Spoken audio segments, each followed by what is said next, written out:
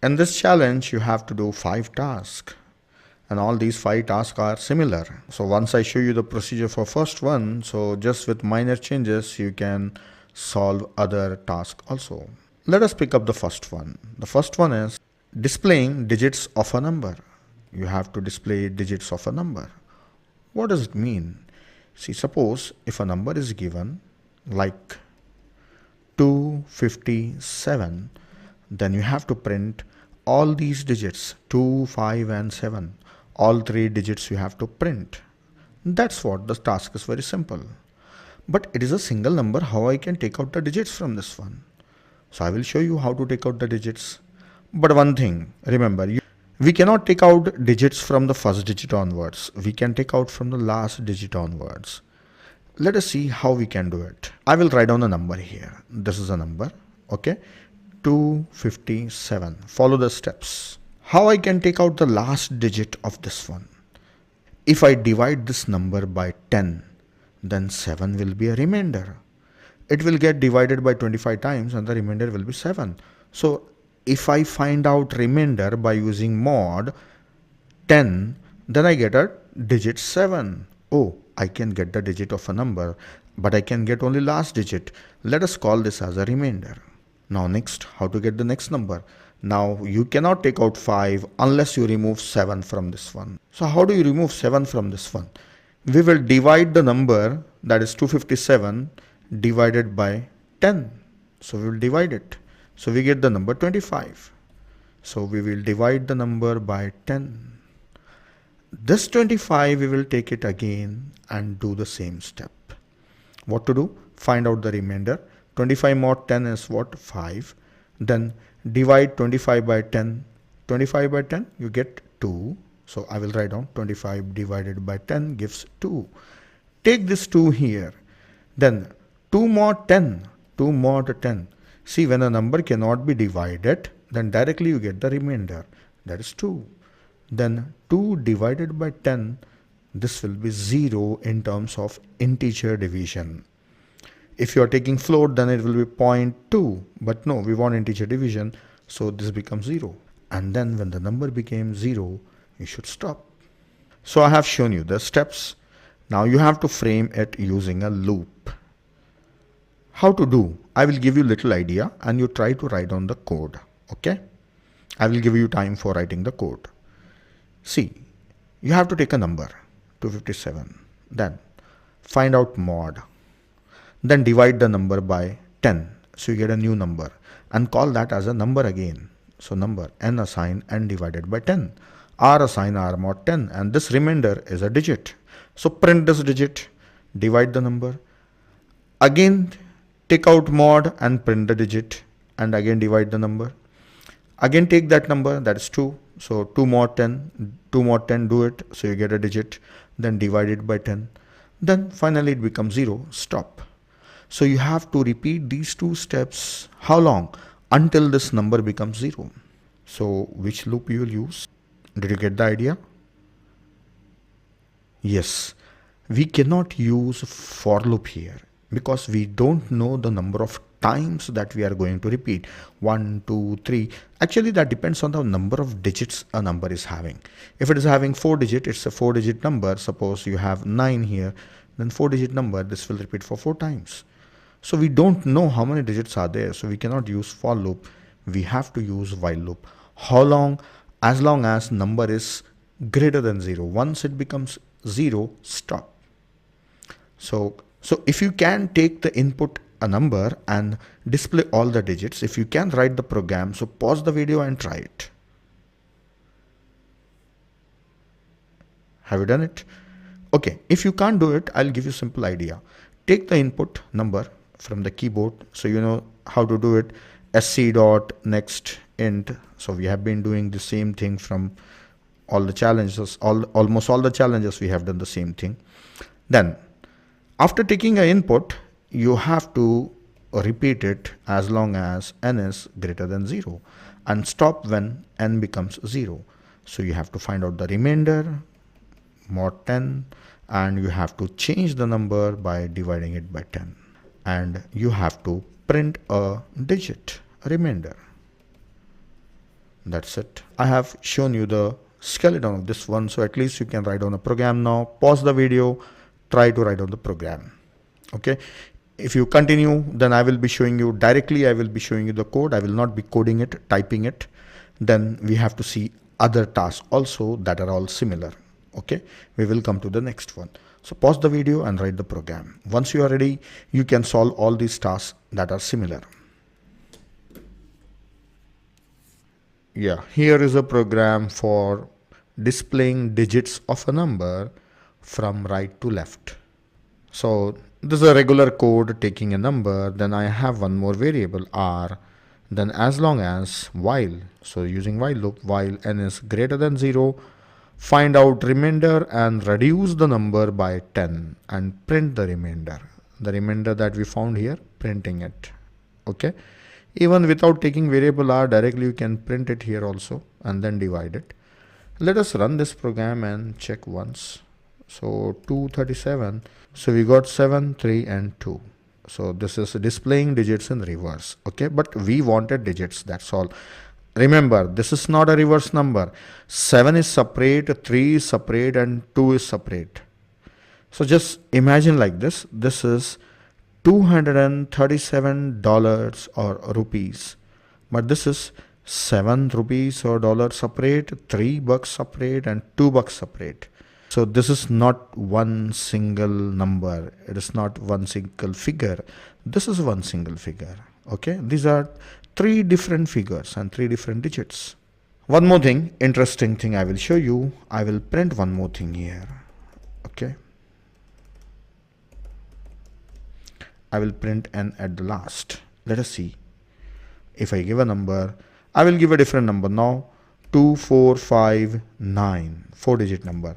So I got 9542. Then at last I am printing n, that is nothing but 0. Oh, after the loop n is becoming 0. Yes, definitely, because we wrote that continue the loop as long as n is greater than 0. So at the end, obviously n will become 0. So remember this point. This is helpful later on. So that's it. So hope you have written this program. If not, copy the program. We will move on to the next task. See, the task is simple. Count digits of a number. We don't want to display the digits. We want to count them. We want to count them. So how to count? See, if a number is 2359, then there are 4 digits in a number. How we can do that? How we can know how many digits are there? Just now we saw how to take out the digits one by one. Same thing you have to do. Same thing. You have to divide a number by 10. If you divide the number by 10, then the number becomes 235. Actually, the number is 2359. So if you divide, one digit will be reduced. So then count it. So maintain a counter, count 1. Then again use this number 235 and divide it by 10. So it becomes 23. So count it as 2. Then take this number next step. That is 23. 23 divided by 10, it becomes 2. So now count once again. So after 2, it becomes 3. So we got 3 digits so far.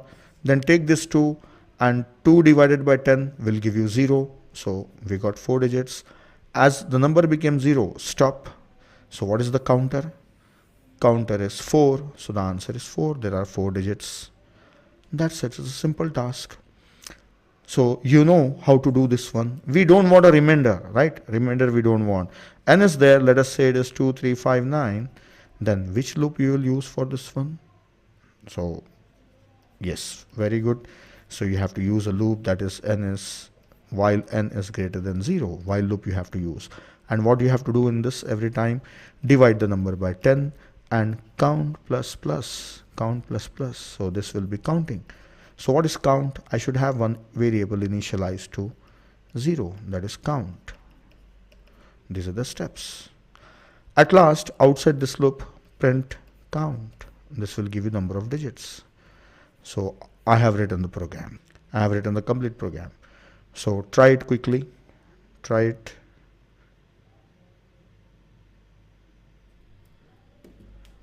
I guess you have done this. Simply count, initialize with 0. Okay. Then I don't need a remainder. I don't have to display the digits also, right? Then simply count plus plus. At last, instead of printing this, I have to print count. And that's all. Let us run the program. I'll give the number 2359. So there are 4 digits. I'll run it once again. 54387. There are 5 digits. Yes, it is working. That's it. So the task was simple. Just we have to introduce a counter. Hope you have done this one. Otherwise, you can pause it and write down the code by looking at the screen from here. If you have finished, let us move to the next task. The next task is finding a number is a Armstrong or not. So I will just explain what is it, and you must do this one. You must do this program, right? Because already we have done 2 programs and this is similar to that one with little change. So what you have to do, what does it mean by Armstrong number? If a number is 153, suppose, then take out the digits. So we know very well that the first digit that we get is 3. So 3 cube of a number.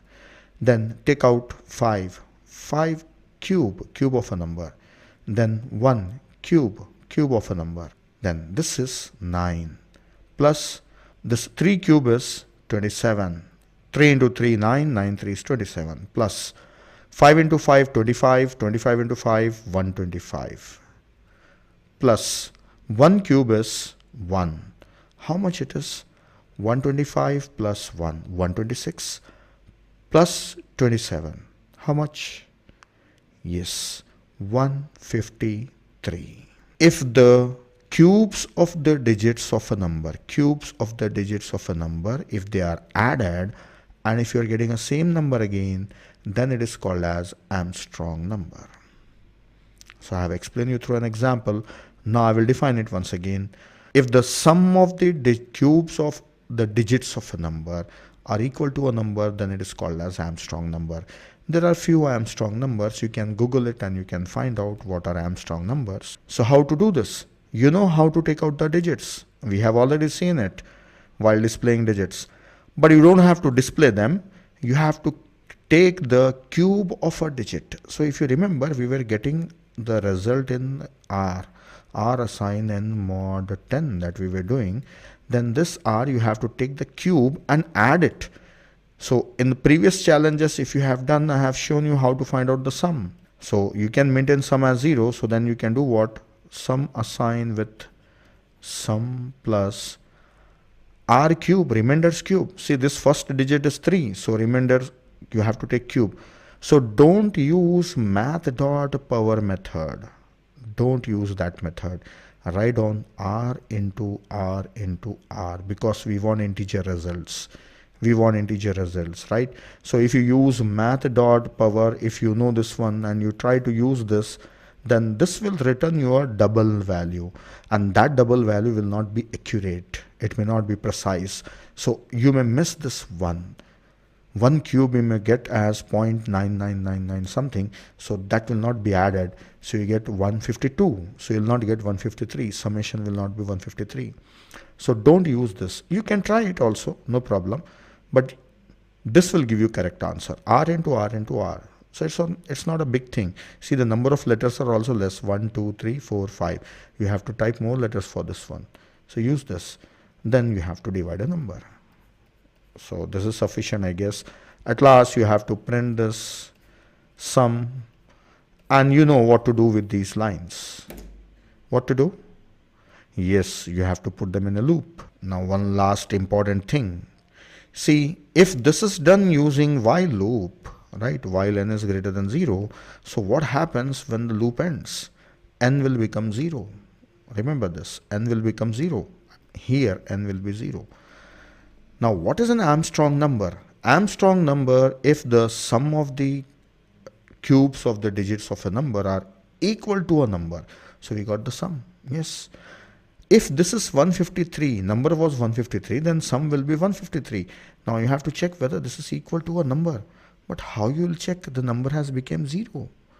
I have shown you in the previous example that at the end number will become 0. So if you are making number 0, then you should make sure that you are holding that number in some other variable m assign n something, so that you can check that m with sum. This is the reason, right?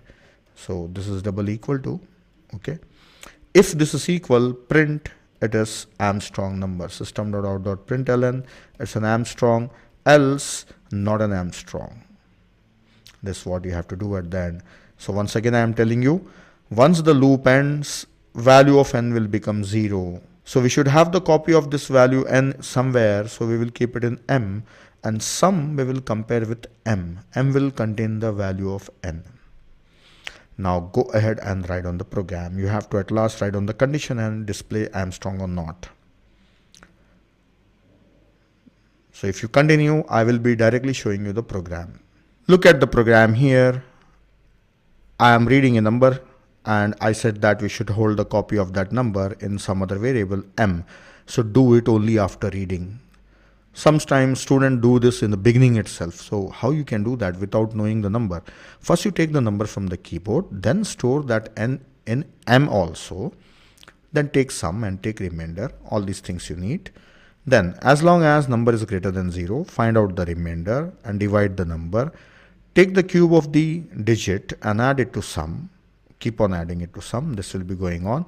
Then at last, when you come out of the loop, you have to do it outside the loop, right? Once you have finished completely, then come out and make sum assign sum equal to m or not. Check it. If it is equal, then say it's an Armstrong number.